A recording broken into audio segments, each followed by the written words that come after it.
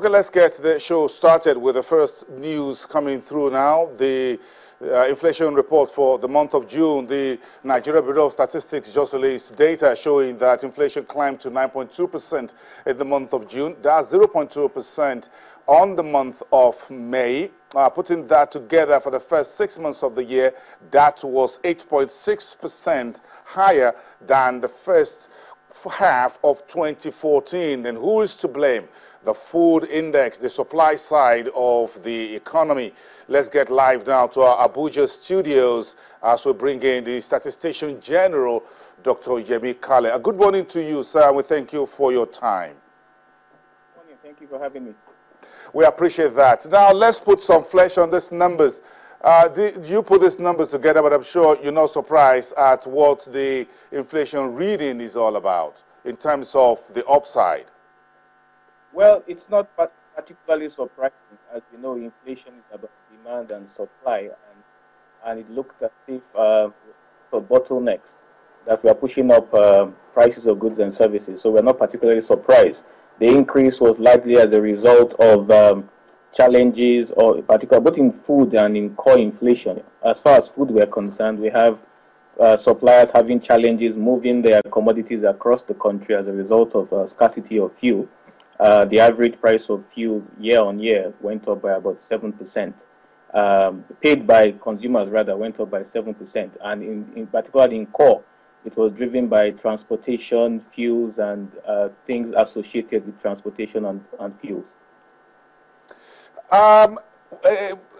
Basically, the food sub-index looks like the basic contributor to this 0.2% increase in the headline inflation figures. Talk to us about what your enumerators brought back from the field for this particular period, June, under review. Like I said, it's a combination of two things. One, the late start of the harvest, thereby reducing available food supply. And then whatever available food supply existed, we had challenges moving them across the country. You know that food is produced predominantly in the northern part of the country. This has to be transported across different states. And then because they were having difficulties getting fuel, but in that month, not as much as the previous month, but the challenges still existed. As a result of that, the prices of these food commodities went up because the available supply reduced. You have situations where 20, 30 trucks of food are moving from the north to the south regularly. You have half of that now moving in. So when that happens, then the supply of food goes down. As long as the demand for food is still high, the supply is lower than the demand for food, and the prices will go up. So that was expected. In terms of urban and rural inflation, these two sets of indices also increased at a faster pace relative to the month of May. Talk to us about this. Well, interestingly, food comes largely from the rural areas to the urban areas. You can't get the food as easily as you used to. So in terms of the rural areas, it was mostly food inflation. But then at the same time, core inflation usually moves from the other way around. It goes from the urban areas to the rural areas. They are having challenges as well getting these items from the urban areas, which are mostly imported products, to the rural areas. So a combination of both. So you had problems on both. The food coming from the north to the south, the non-food going from the south to the north had challenges moving their commodities across as a result of problems getting fuel.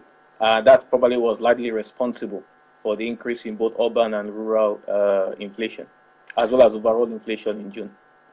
From all indications, does it look like this situation will ease off and perhaps July inflation data would be any different? Well, looking at which is actually what we published also today, if you look at the trend in the price of fuel paid by households, you see that from a low of about 90 naira in February, it seems to, and it rose to a high of 118 last month. It reduced in June. We are assuming that by next month, all things remaining constant, since fuel was the major problem, as the fuel crisis scarcity begins to ease off, then we expect that the pressure on food would also begin to ease. But again, that depends on a lot of things. Is the scarcity of fuel going to ease?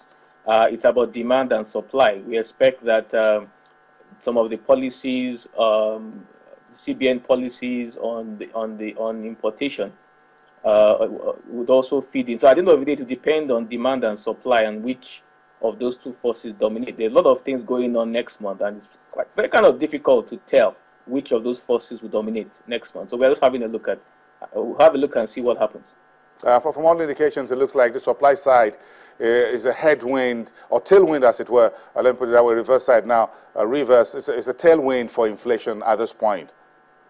It will look that way as well, but at the same time, there seems to be attempts to curb consumption. Anything that curbs consumption would also reduce demand, and again, it's about demand and supply. So if demand goes down lower than supply, then the prices would obviously go down. But if it's the reverse, then of course prices will keep going higher.